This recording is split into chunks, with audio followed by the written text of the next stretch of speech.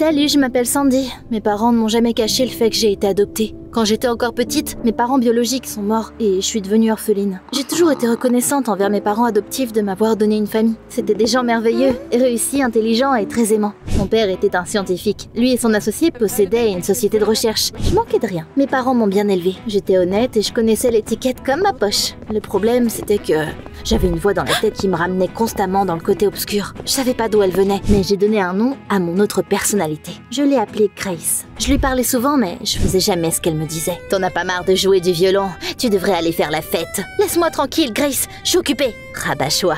Mes parents voulaient que je sois humble. C'est pourquoi, même si notre famille était assez riche, j'avais un emploi comme serveuse et j'allais dans une école ordinaire. J'avais une relation tendue avec un de mes camarades de classe qui s'appelait Cliff. Il me détestait et il s'en prenait toujours à moi sans raison. Cliff rêvait de devenir réalisateur et il avait toujours sa caméra avec lui. J'avais l'impression qu'il rêvait de filmer une vidéo de moi qui me donnerait envie de disparaître de la Terre. Range ton truc là, je révise. Oh mais voyons, Sa Majesté est énervée.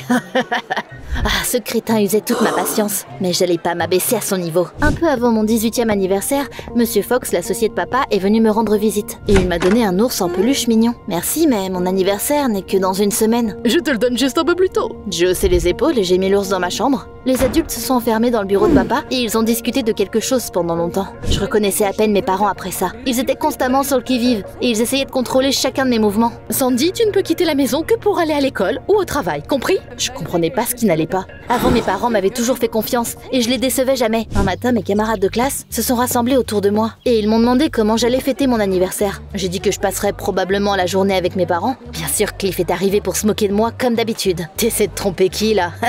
Avoue juste que t'iras à Milan en jet privé. Un jet privé? Pourquoi il pensait que j'étais plenausasse? J'ai ignoré Cliff, mais il ne voulait pas me laisser tranquille. Pourquoi ne pas organiser une grande fête et inviter toute l'école? Ma voix rebelle intérieure adorait cette idée. Sandy, t'as toujours voulu organiser une grosse soirée. Allez, réalise ton rêve et amuse-toi. En vrai, je voulais faire quelque chose de spécial pour mon 18e anniversaire. Alors j'ai promis à mes camarades de classe que j'organiserais une fête inoubliable. Je t'ai filmé, donc tu ne peux plus revenir sur ta parole maintenant. Je me suis dit que j'allais faire un vœu, que Cliff disparaisse de ma vie avant de souffler les bougies de mon gâteau d'anniversaire. Après les cours, je suis allée dans une agence de planification d'événements et j'ai choisi un bel endroit sur la plage pour ma fête d'anniversaire. On doit organiser un buffet pour une centaine de personnes. Je veux que Harry Styles saute du gâteau et me chante une chanson à la fin de la soirée. Des feux d'artifice illumineront le ciel. Mes camarades de classe vont adorer. Il ne restait plus qu'à payer la prestation. Sauf que, mince, c'était beaucoup d'argent ça. J'ai réalisé que je pouvais pas me permettre une telle fête sans demander de l'aide à mes parents. J'ai donc réservé une date et j'ai promis de revenir bientôt avec de l'argent. Dès que je suis rentrée à la maison, j'ai parlé à mes parents de mes projets pour mon anniversaire et je leur ai demandé de l'argent pour la fête. Leur réaction m'a surpris. Pas de fête, t'es une délinquante. On t'a bien élevé et les bonnes filles ne font pas la fête. J'ai essayé de les faire changer d'avis, mais c'était inutile. Du coup, je me suis enfermée dans ma chambre et j'ai réfléchi où je pouvais trouver l'argent dont j'avais besoin. Grace débordait d'idées. Elle voulait que je vole l'argent, mais bien sûr, j'ai pas écouté ma voix intérieure. Tais-toi, je vais pas enfreindre la loi. Oh, je sais, je vais mettre ma voiture en gage et la racheter plus tard. Bonne chance, t'en auras besoin. Le lendemain matin, je suis montée dans ma voiture et je suis partie chez un prêteur sur gage pour récupérer l'argent. Mais sur le chemin, j'ai réalisé que quelque chose n'allait pas avec ma voiture. Surtout, j'en ai perdu le contrôle et bang, je suis entrée dans un poteau. Mais tu te rends compte? Heureusement, j'étais pas blessée, mais la voiture était ruinée. Le pare-choc était bosselé et de la fumée sortait de sous le capot. Oh non, personne n'achètera ce tas de ferraille inutile maintenant. Pendant que je regardais ma voiture et que je désespérais, j'ai remarqué que mon pneu avait été crevé. C'est à cause de ça que j'ai perdu le contrôle de la voiture. Et pourquoi quelqu'un me ferait ça? Il n'y avait pas de caméra de surveillance près de notre garage, donc je savais pas qui blâmer. J'ai appelé une dépanneuse et je leur ai demandé de ramener la voiture à la maison. J'ai décidé de ne pas encore parler de l'incident à mes parents. Ils ne me faisaient plus confiance de toute façon. Je ne voulais pas leur donner une nouvelle raison de s'inquiéter. Je suis revenue dans ma chambre et j'ai essayé de trouver un nouveau plan pour obtenir de l'argent dont j'avais besoin pour la fête du siècle. Mais je sais, je vais demander de l'argent à ma patronne, Madame Freeman. Elle m'aime bien, je travaillerai juste gratuitement pour la rembourser. Mon plan semblait infaillible. Je suis tout de suite allée au restaurant où je travaillais et j'ai expliqué la situation à ma patronne.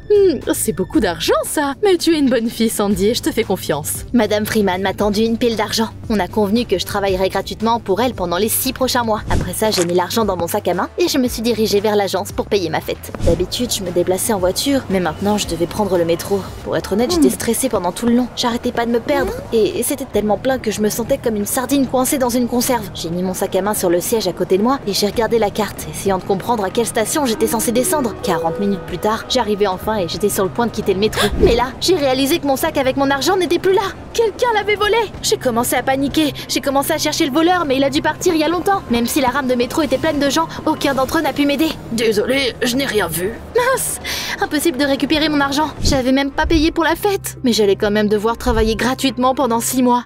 J'étais vidée. Je suis rentrée chez moi de mauvaise humeur. Puis, un portefeuille est soudainement tombé de la poche d'un mec qui marchait devant moi. Je l'ai ramassé et j'ai regardé à l'intérieur. Oh, il était plein à craquer. Bien sûr, ma voix intérieure a tout de suite essayé de me convaincre que je devais garder l'argent. T'as eu de la chance, Sandy. Prends l'argent de ce crétin et cours. Grace? Oui, bébé, rends-moi service. Et tais-toi. Je l'ai pas écouté. Au lieu de ça, j'ai rattrapé le bel étranger et je lui ai rendu son portefeuille. Il s'appelait Sam. Il était tellement reconnaissant qu'il m'a même serré dans ses bras. J'ai senti à quel point les bras de Sam étaient musclés et je suis devenue rouge comme une tomate. C'est l'argent de ma grand-mère. J'aurais été dans la mouise sans toi, Sandy. Tu veux que je te porte à la maison? Non merci, je préfère marcher sur mes 2 pieds.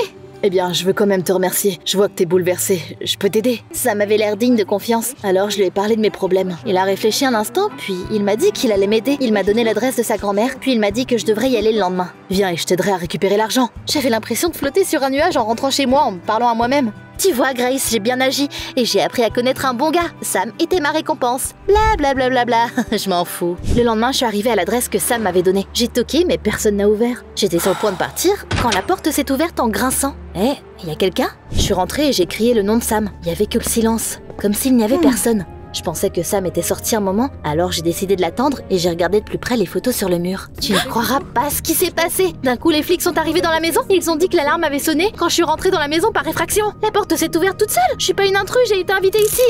Mais pourquoi vous me menotez? Vous avez le droit de garder le silence. Avant que je puisse dire quoi que ce soit d'autre, ils m'ont mis dans une voiture puis ils m'ont emmené au poste de police. Là-bas, les flics se sont vite rendus compte que j'avais rien fait de mal et ils m'ont laissé partir. Je me disais que j'avais eu de la chance jusqu'à ce que je voie les visages de mes parents, qui avaient été appelés. Ils étaient furieux comme si j'avais volé une banque. Sandy, je n'aurais jamais pensé devoir venir te chercher au commissariat. C'est un malentendu. Je ne veux rien entendre. Entre dans la voiture. Ils m'ont crié dessus tout le long du chemin du retour. On ne s'était jamais battu comme ça avant. Je me sentais horrible. Puis j'ai fondu en larmes par pure frustration. Ça a un peu adouci mes parents. Sandy chérie, on veut ce qu'il y a de mieux pour toi. Sois prudente et évite les ennuis jusqu'à ce que t'aies l'âge adulte. Tu ne veux pas nous décevoir, n'est-ce pas? Mais vous décevoir? Dites-moi ce qui se passe. Pourquoi êtes-vous devenu aussi strict? Bon, ça ne sert plus à rien de te le cacher. Il est temps que tu découvres la vérité. Ils m'ont dit que mes parents biologiques étaient des criminels. Pas juste de petits criminels, mais des gens vraiment horribles. Quand mes parents adoptifs m'ont accueilli, ils ont parié avec Monsieur Fox qu'ils seraient capables de m'élever pour être une fille bonne, honnête et travailleuse, même si mes parents étaient des gens méprisables. J'ai toujours cru qu'il fallait prendre soin des gens. C'est pourquoi ta mère et moi avons essayé de t'élever comme une princesse. Mais Monsieur Fox était convaincu que tu deviendrais une criminelle, parce que le sang de tes parents coule dans tes veines. J'arrivais pas à croire que mes parents et Monsieur Fox avaient parié sur mon avenir comme ça. C'était important pour mes parents de gagner, parce que l'entreprise de recherche de papa était en jeu. C'est pour ça que vous m'avez interdit d'organiser une soirée.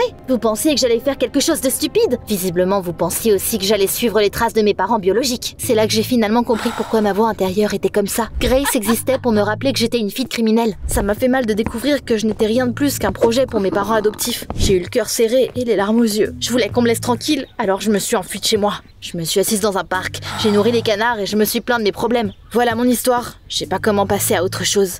Regarde-moi. Maintenant je parle à des canards en plus de tout le reste. Tout à coup, ça m'est venu vers moi. Il avait l'air extrêmement coupable. Je suis vraiment désolée, je t'ai donné la mauvaise adresse et je t'ai accidentellement envoyé à la mauvaise maison. Je suis pas énervée contre toi. T'es blanche comme un drap. Qu'est-ce qui ne va pas? J'ai dit à Sam tout ce que j'avais découvert. Tu sais, si tes parents t'avaient juste donné l'argent pour la fête, rien de tout ça ne serait arrivé. Il avait raison. J'aurais pas ruiné ma voiture et je serais pas endettée. J'aurais simplement fêté mon anniversaire et battu Cliff. Puis Grace, ma rebelle intérieure, a pris la parole. Je t'ai dit que tu devais voler l'argent. Pour la première fois de ma vie, j'ai décidé d'écouter ma voix intérieure. Je connaissais le mot de passe du coffre-fort dans le bureau de papa. Qu'est-ce qui m'empêchait d'aller me servir? J'ai parlé à Sam de mon plan. T'es sûre? C'est du vol. Ça n'a plus d'importance. Maintenant, si tu veux bien m'excuser, je dois voler dans le coffre-fort de papa. Avant que Sam ne parte, je l'ai invité à ma fête. Puis je me suis dirigée vers le bureau de papa. Il était déjà tard et il était parti depuis longtemps. Tout ce que j'avais à faire pour me faufiler à l'intérieur, c'était de mettre le code et de désactiver l'alarme. J'étais sur le point de faire exactement ça quand je me suis figée. Mais qu'est-ce que je fais? Mes parents adoptifs sont de bonnes personnes. Ils m'ont tout donné, je peux pas leur faire ça. Bla bla bla bla, tes vrais parents sont des criminels. Monsieur Fox a raison, t'es pas une bonne personne de toute façon. Prends l'argent. Non, oublie la fête. La confiance de mes parents est plus importante. T'es juste une lâche. Tu sais quoi? C'est moi qui décide quel genre de personne je veux être. Et je choisis d'être une bonne personne. sors de ma tête maintenant. Grace est devenue toute rouge de fureur et elle a disparu. Mon instinct me disait que je n'entendrais plus parler d'elle. Au revoir, Grace. Tu me manqueras pas. J'ai changé d'avis sur le fait de voler mes parents et j'ai décidé de rentrer chez moi. Mais quand je me suis retournée, je suis tombée sur Cliff. Hé, tu m'as suivi ici? Oui, enfin non. Écoute, il faut qu'on parle. Ce qu'il m'a dit m'a époustouflée. Un peu de patience, tu comprendras ce que je veux dire assez rapidement. Quelques jours plus tard, j'ai enfin organisé la fête de mes rêves. Tout le monde y était. Mes camarades de classe, Cliff et Sam, même mes parents. Où est-ce que tu as eu l'argent pour tout ça? Je vous expliquerai tout en temps et en heure. Là, une voiture magnifique s'est arrêtée à la plage et Monsieur Fox en est sorti. On aurait dit un chat qui avait eu de la crème. Et il secouait des photos devant le visage de papa. J'ai gagné le pari, l'entreprise est à moi. Mais qu'est-ce que tu racontes? Ta fille a suivi les traces de ses parents. Regarde ça, Sandy a volé de l'argent dans notre bureau. Papa a regardé les photos de moi sortant de l'argent de leur coffre-fort et il n'en croyait pas ses yeux. Il a même appelé son assistant et il lui a demandé de vérifier le coffre-fort dans le bureau. Tout est là, monsieur. Il ne manque pas un seul dollar. Maintenant, c'était au tour de Monsieur Fox de rester sans voix. Et comment est-ce possible? Mais j'ai des preuves. Laisse-moi te montrer un film que j'ai fait. Ça va éclaircir certaines choses.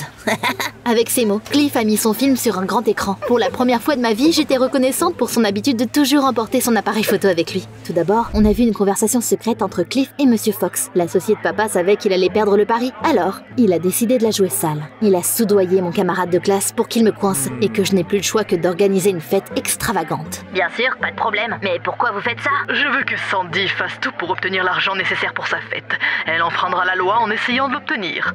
Je t'ai demandé de l'aide parce que je sais que tu ne peux pas supporter Sandy. D'accord, je vais vous aider. Après ça, Monsieur Fox a découvert que j'allais mettre ma voiture en gage et il a demandé à Cliff de m'arrêter. Cliff m'a crevé un pneu parce qu'il n'avait pas trouvé autre chose à faire. Mais il n'avait pas prévu que j'ai un accident. Puis Monsieur Fox a découvert que je voulais emprunter de l'argent à mon patron et il a demandé à Cliff de voler mon sac à main. D'ailleurs, je sais que t'as mis un micro dans l'ours en peluche que tu m'as donné pour m'espionner. Donc je te rends ton cadeau. J'ai jeté le jouet sur l'homme et on a tous continué à regarder le film. Ensuite, Monsieur Fox a demandé à Sam, son fils, de me piéger. Sam avait fait exprès de laisser tomber son portefeuille. Cliff était censé me filmer quand je garderais l'argent pour moi. Mais j'ai encore fait la bonne chose à faire. Quand ça n'a pas marché, Sam m'a envoyé chez sa grand-mère. Puis il a appelé la police pour leur dire que quelqu'un était entré dans sa maison par effraction. J'ai été amenée au commissariat, mais ils m'ont vite laissé partir. Une fois de plus, Monsieur Fox n'a pas réussi à me piéger. Plus tard, Sam m'a parlé et il s'est assuré que j'étais prête à voler l'argent du coffre-fort. Il a tout de suite tout signalé à son père et Monsieur Fox a envoyé Cliff au bureau de mon père pour me filmer. Mais j'avais déjà réalisé que Sandy était une bonne personne et qu'elle méritait de connaître la vérité, alors je lui ai tout dit. On a fait ces photos pour te tromper. Cliff, petit morveux, mais je t'ai payé. Reprenez votre argent, j'en veux pas. Comme tu l'as peut-être deviné, Cliff m'a rendu le sac qu'il m'avait volé et j'ai utilisé l'argent que j'avais emprunté à Madame Freeman pour organiser la fête. Monsieur Fox s'est rendu compte qu'il avait perdu l'entreprise et il a quitté la plage avec son fils rusé. Pendant ce temps-là, à ma grande surprise, le film de Cliff continuait à jouer. Mes parents adoptifs sont de bonnes personnes, ils m'ont tout donné, je ne peux pas leur faire ça. Après avoir vu une scène aussi touchante, mes parents m'ont serré fort dans leurs bras. Plus tard, Cliff a admis qu'il n'était pas très fan de moi parce qu'il pensait que j'étais une fille riche gâtée. Heureusement, il s'est enfin rendu compte que ce n'était pas le cas. On est devenus de bons amis. Et bientôt, j'ai découvert que Sam est allé en prison pour un petit crime. Maintenant, je sais qu'un enfant de parents riches peut aussi devenir une ordure. Et un enfant né dans une famille de criminels ne devient pas nécessairement un criminel aussi. C'est à nous de décider qui nous voulons être. T'en penses quoi, toi ?